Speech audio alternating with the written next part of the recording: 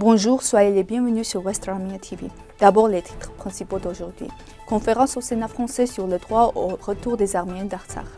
J'exige la fin immédiate du processus d'amende illégale contre les Arméniens du Javar sur le territoire de la République d'Arménie. Garnik Danielian. Les propagandistes qui justifient l'anti-arménianisme du duo Turquie-Azerbaïdjan agissent encore plus ouvertement. Varoujan Keramian. L'obligation de débloquer la route est née de l'existence de l'Artsakh. Et si l'Artsakh n'existe pas, l'obligation qui en déroule n'existe pas non plus. Edmond Marquin. Pachinian rejette les crimes de négation du génocide commis contre les Arméniens. Qui a construit les joyaux architecturaux de l'Artsakh et sur le territoire de qui? Nation et identité, retour aux racines arméniennes.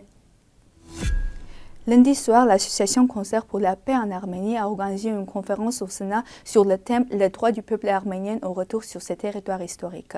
La lutte du peuple arménien est devenue ces dernières années le centre d'attention des membres de la Chambre haute.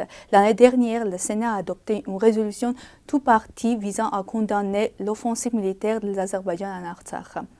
Marie de Hachlim, membre du groupe d'amitié France-Arménie et sénatrice Les Républicains au Sénat, a invité l'association Concert pour la paix en Arménie à participer lundi soir à cette conférence. L'objectif était de faire l'Artsakh les centres de discussion, a noté la sénatrice, ajoutant que lors de l'événement, auquel participe également l'ancien procureur en chef de la Cour pénale internationale Louis Moreno Ocampo, les questions du droit au retour en toute sécurité des Arméniens d'Artsakh et de la reconnaissance de la République d'Artsakh ont été discutées.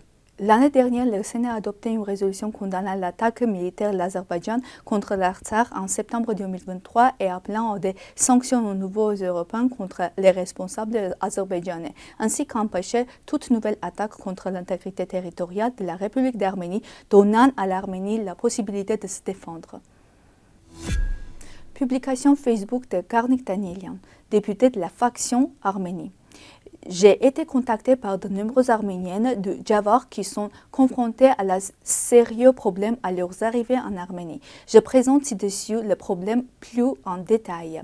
Ce n'est pas un secret pour personne que ces dernières années, nos compatriotes arméniens du Javar, principalement dans le but de travailler à l'étranger en Russie, ont acquis la nationalité arménienne ainsi que la nationalité géorgienne, conformément à la procédure établie par la législation de la République d'Arménie. Les Arméniens du Javar, qui ont également la citoyenneté République d'Arménie et qui entrent en République d'Arménie avec un passeport de citoyenneté géorgienne et un permis de conduire géorgien, sont massivement sanctionnés par des amendes de la part des patrouilles sur le territoire de la République d'Arménie. La raison ou le fondement des amendes infligées aux Arméniens du Javar sur le territoire de la République d'Arménie est l'ordre en vigueur en République d'Arménie. Sur le territoire de la République d'Arménie, un citoyen de la République d'Arménie est obligé d'utiliser un permis de conduire arménien, ce que naturellement nos compatriotes arméniens du Javar n'ont pas pour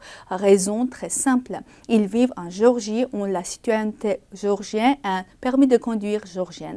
Ce qui précède est une approche extrêmement injuste envers nos compatriotes arméniennes du Javar. Ces dernières ont parfaitement le droit d'avoir également la nationalité arménienne et de ne pas avoir de permis de conduire arménien, car ils ne vivent pas en République de l'Arménie et traversent la frontière de notre République en tant que citoyens géorgiens, avec des passeports géorgiens et des permis de conduire géorgiens. J'appelle le ministère de l'Intérieur de la République d'Arménie et les organismes publics compétents à résoudre d'urgence le problème susmentionné et à arrêter immédiatement le processus d'amende illégale des Arméniens du Javar sur le territoire de la République d'Arménie. Le turcologue Varoujan Keramian a publié une vidéo sur sa page Telegram et a écrit « Un journaliste demande à un passant ordinaire dans la rue en Turquie « Quel crime commettiez-vous si vous saviez qu'il n'existe aucune punition pour cela ?» Le passant répond « Je décapiterai 20 Arméniens. » Et même si le répondant est très probablement originaire d'Azerbaïdjan, cela ne change en rien l'essence de la réponse. Je n'aime pas diffuser de telles vidéos, mais je dois le faire car de jour en jour, les propagandistes qui justifient l'anti-arménianisme du duo Turquie-Azerbaïdjan font leur travail anti-arménien encore plus ouvert. Soyez prudents. Publication Facebook du leader du LHP Edmond Marocain. Il faut clairement dire que l'obligation de la route sans entrave est née de l'existence du Haut-Karabakh et si l'Artsakh n'existe pas, alors l'obligation qui en déroule n'existe pas non plus. Depuis plus d'un an, j'explique que nous devons revenir au format trilatéral du 9 novembre et exiger le retour du peuple du Haut-Karabakh en Artsakh. Je dis exiger le retour des soldats de la paix russe et de la garantie de la sécurité en Artsakh. Exiger le corridor de la Chine tel qu'il était avant son blocus et déclarer officiellement que si la Russie et l'Azerbaïdjan s'engagent à respecter ces points, nous assurons le point 9 tel qu'il était écrit dans la déclaration trilatérale. Vont-ils éviter de reprendre le processus de négociation du 9 novembre? Il convient de préciser clairement que l'obligation de bloquer la route est née de l'existence du Haut-Karabakh. Et s'il n'y a pas de Haut-Karabakh, selon les dispositions ci-dessus, alors l'obligation qui est en déroule n'existe pas non plus. Le gouvernement déclare constamment qu'il est prêt à ouvrir une voie sans entrave. Je demande, en échange de quoi? Encore une fois, unilatéralement, encore une fois, sans revendiquer nos intérêts. Comment appelez-vous ce phénomène lorsque vos cotisations vous ont été retirées? Vous êtes considéré comme un débiteur et vous n'avez même pas l'intention d'insister et d'exiger ce qui vous est dû. C'est ce que je déclare et explique depuis un an, mais l'agence turco-azerbaïdjanaise qui lutte clairement contre cela, le manipule pour que personne ne comprenne ce que nous pouvons encore faire, comment nous pouvons encore négocier et sauver notre intégrité territoriale et notre souveraineté par des négociations pacifiques et éviter enfin une nouvelle guerre.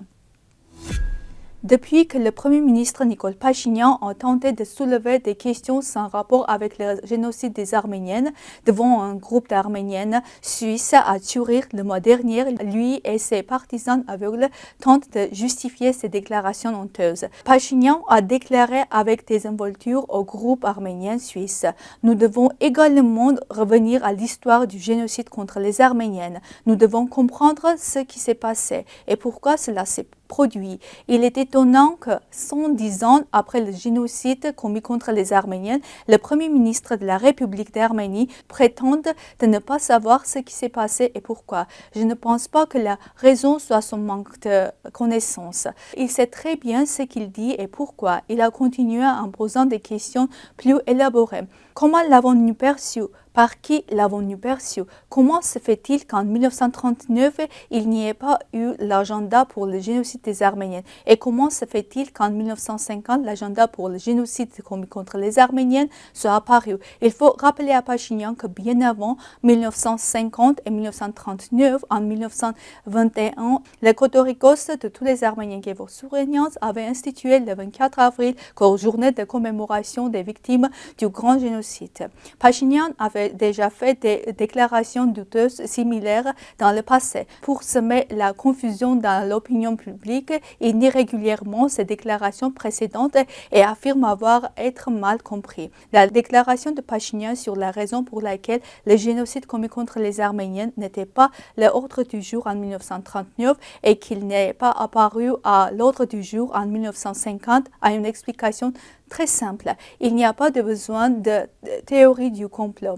Après la chute du régime autoritaire de Staline, qui punissait les manifestations de nationalisme par l'emprisonnement, l'exil et même la mort, l'environnement oppressif a commencé à s'atténuer progressivement.